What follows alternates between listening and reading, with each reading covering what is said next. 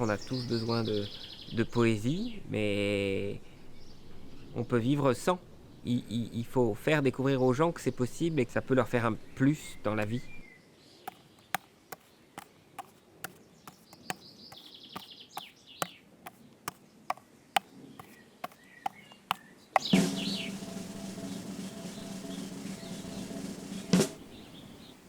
Donc ça, pour ça, il faut aller vraiment toquer à leur porte, je pense, dans les lieux qui sont trop éloignés des centres de diffusion habituels. Et puis si vous jouez sur la place de l'église ou sur la place de la mairie ou entre les deux et que quelqu'un passe par hasard pour aller chercher son pain, voit un tréteau qui est monté là, ça fait partie de son quotidien d'être ici. Ça va pas être compliqué de venir le soir.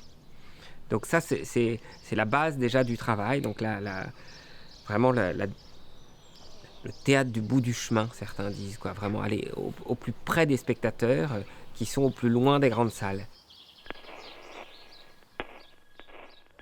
Aujourd'hui, quand j'accueille des spectateurs au Plessis-Massé, sans mentir, il y en a bien les 2 tiers que je reconnais. Parce que donc ça fait une quinzaine d'années qu'on vient là et il y a une fidélité. Avec la tournée des villages, en fait, se voir une fois par an, c'est quand même une relation qui se crée. Et c'est des occasions de discuter, c'est des occasions d'échanger sur le fond. On essaye de ne pas être catalogué dans une catégorie de répertoire. Quelquefois, il y en a, c'est le spectacle de théâtre qu'ils viennent voir de l'année. On essaye de leur faire découvrir un peu tout ce qui est possible et tout ce qui existe, en tout cas au niveau des textes.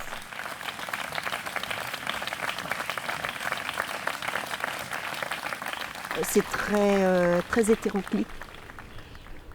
On a aussi bien des pièces de Shakespeare et tout, même revisitées et tout, et puis des choses un peu marrantes aussi. Il y a toujours des animations au château du Plessis. Il y a beaucoup, beaucoup d'animations. Cette année, on est 57 bénévoles de la commune nouvelle. La moyenne d'âge, je dirais, la plupart des retraités. Oui. 75% des retraités. Au Festival d'Anjou, des fois, il faut transporter des pièces, du matériel et tout. Donc on se met à plusieurs et puis c'est bon, ça. Dès qu'on peut, on arrive. Après, en tant que figurant, c'est plutôt le côté ludique plus que le travail. Au début, j'y allais pour rire un peu. Complètement conquis, parfait, bien.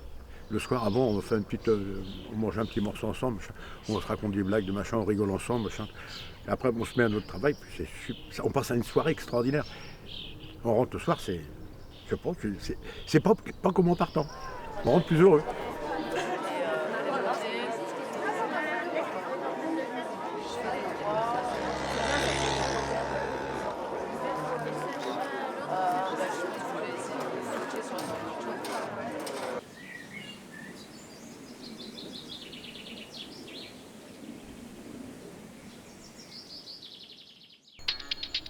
L'homme aux yeux clairs est fier de son association.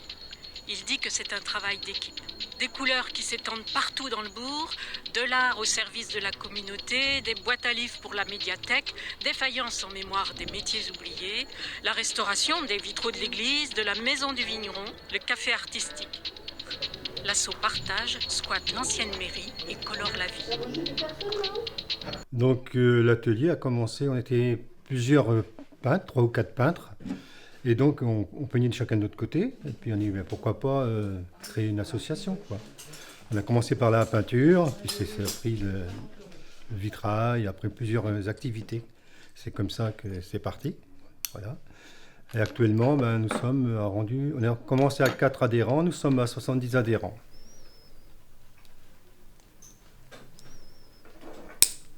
Donc, actuellement, là, on est dans le local vitrail. Et après, on a la ferronnerie.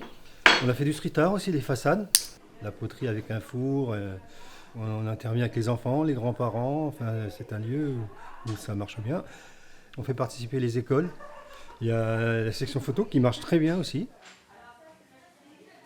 J'aime beaucoup la nature d'ailleurs parce que je fais de la peinture, donc j'ai fait des photos, ça a commencé comme ça. Et après j'ai fait des concours, j'étais dans le Loiret Je suis arrivée ici j'ai créé l'atelier photo. Moi, c'est une passion peut-être un peu dévorante, mais ça occupe ma vie, ça occupe mon temps, ça occupe mes pensées, ça occupe beaucoup de choses en fait. Moi, je me suis toujours intéressé à la photo depuis l'âge de 13-14 ans. En fait, je prenais l'appareil photo de ma grande sœur pour aller faire des photos. Ça m'ouvre le regard sur ce qui m'entoure. En fait, je suis beaucoup plus attentif à ce qui m'entoure. Parce que souvent, on peut passer devant quelque chose et la plupart du temps sans voir ce qui est intéressant à photographier, quoi.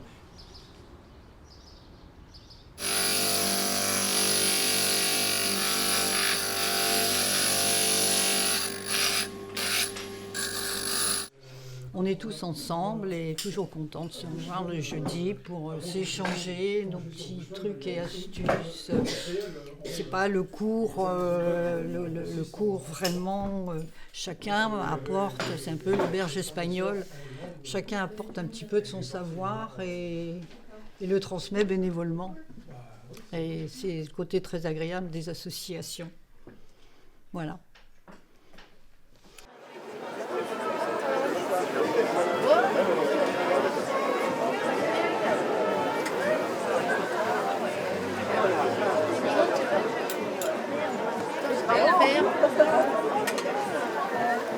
Habitant ici depuis 72, j'avais envie que les gens sortent un peu de chez eux, même si on les emmenait pas trop loin, qu'on les gardait à Pruyé.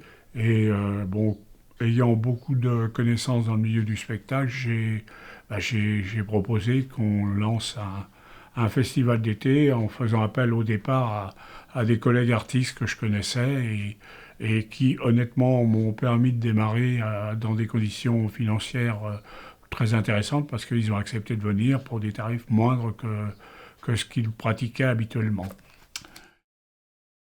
Et puis la volonté de ce festival était de faire un spectacle différent toutes les semaines chaque été. Donc on avait le marché des produits locaux, on avait la restauration sur place. Ça fait un moment que c'est fini et on a encore quelquefois des gens qui viennent, qui se promènent dans le village et qui nous disent « Ah, c'était bien ce qu'il y avait quand on venait pour les spectacles sur la place. »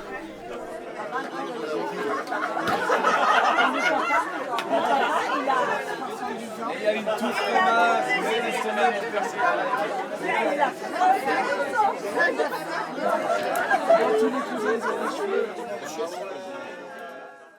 C'était étant gamin que j'accompagnais mon père qui, à l'époque, faisait la lumière, entre guillemets, de certains spectacles.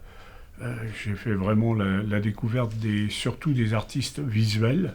Tout ce qui était spectacle de magie, d'acrobatie, je pense c'est là que ça m'a donné envie. Il y avait un fakir qui avait remporté le premier prix de fakirisme. Et là, moi, personnellement, j'ai dit, ça c'est facile, je peux le faire. Comme j'étais jeune, je croyais que tout était possible. On a fabriqué une planche à clous, avec des clous tous les 5 cm. Alors qu'ils auraient dû être plus près, j'aurais pris moins dur. Et c'est comme ça que ça a démarré. Donc il y a eu le côté fakir, mais je n'ai jamais souhaité faire que le numéro de fakir. Je voulais exprimer autre chose que ce numéro de résistance. Et je voulais prouver qu'un fils d'ouvrier était capable de faire quelque chose. Moi, je lâchais un salaire plus que confortable pour me lancer comme artiste professionnel. C'était un choix.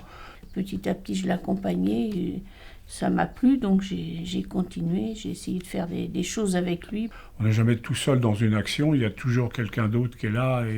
Et moi, je sais que personnellement, si avec Josiane, mon épouse, je ne serais rien sans elle. Je n'étais pas du tout faite pour aller dans le métier du spectacle ou de l'artistique.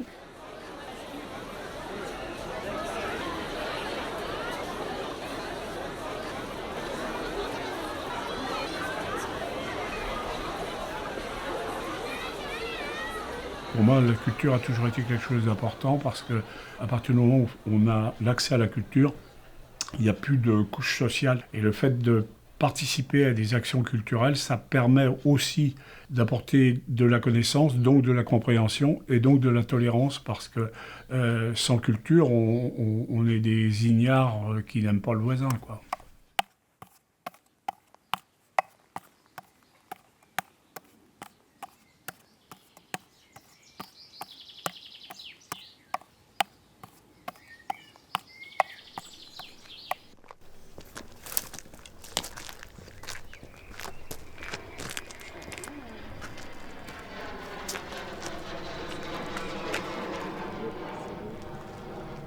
J'avais vu que la rue du Milieu allait être sur la Montbrolle, donc je les ai interpellés et j'ai demandé à participer à la rue du Milieu.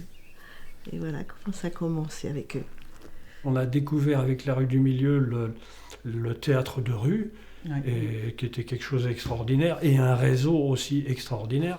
J'imagine que pour eux, c'était aussi un moment où ils se retrouvaient à avoir plus trop d'activités dans leur vie, et nous, on était jeunes et dynamiques, on avait un peu plein d'idées à la minute. Ils ont une façon de créer qui nous est assez particulière, parce que on balance des idées. Alors nous, avec le côté pratique, je me disais, bah non, ça c'est pas possible, mais en fait, si.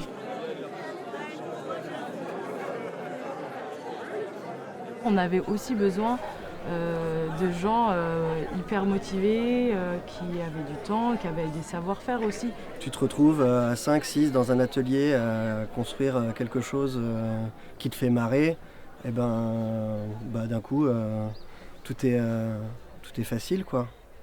On a eu des parties de fou rire, vous savez, quand il faut éplucher 40 kilos d'oignons, couper les tomates, faire cuire les œufs, les écaler, on a eu des ambiances terribles. L'argent, on n'en a jamais eu beaucoup. Et on a toujours contrebalancé le peu de moyens avec une énergie collective incroyable.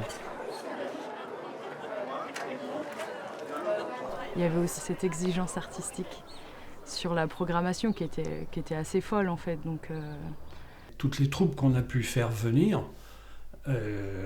étaient des gens qui étaient là pour interpeller, pas pour blesser, mais pour faire réfléchir les gens, pour faire réagir. En tant que spectateur, on ne se rend pas du tout compte du travail que représentent ces activités. Et après, quand vous vous mettez à régler des projecteurs, aménager des salles, des scènes, et que vous commencez 2 jours avant à installer tout ça, et pour 1 heure de spectacle, ça, c'est il y a des métiers quand même qui existent et qui, heureusement, sont là pour favoriser ça.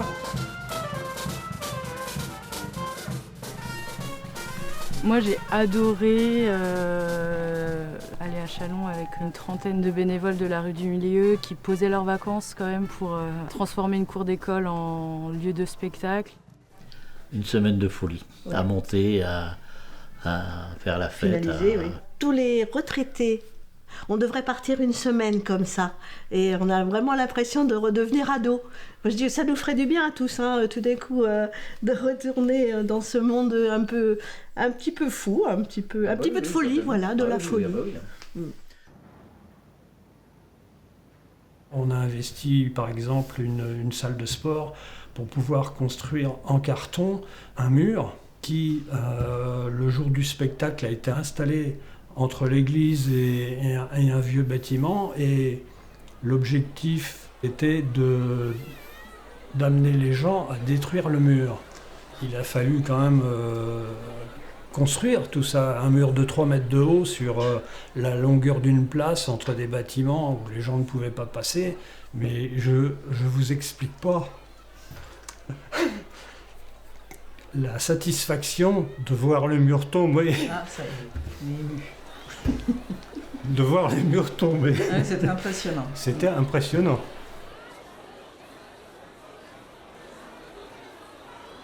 Enfin, ça a été marquant, je pense, pour tous ceux qui ont participé. Oui, on se sentait utile. Et puis il y a un besoin de fête quand même. Ouais. C'est vivant, c'est... Parce que là, moi, j'ai été rempli, ça débordait même. De création, Quand ça s'est arrêté, il y a eu un vide hein, quand même. On s'est dit, waouh, ça nous manque. Ouais. On a besoin de se faire secouer un petit peu, parce qu'on peut tomber dans la monotonie, et puis ce petit brin de folie nous a fait du bien. Moi, ce que je pense, c'est que la culture, c'est ce qu'il y a de plus puissant, parce que c'est ce qui peut facilement regrouper les gens et faire en sorte qu'ils deviennent actifs, critiques, constructifs. Donc quelque part puissant.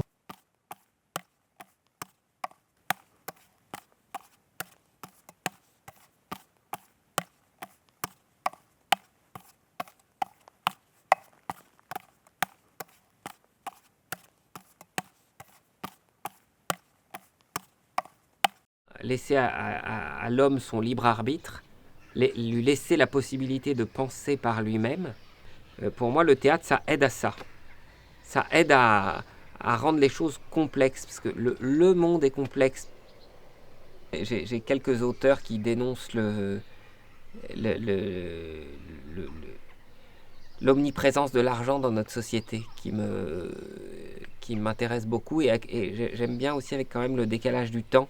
Je trouve qu'un Zola ou un Balzac, ce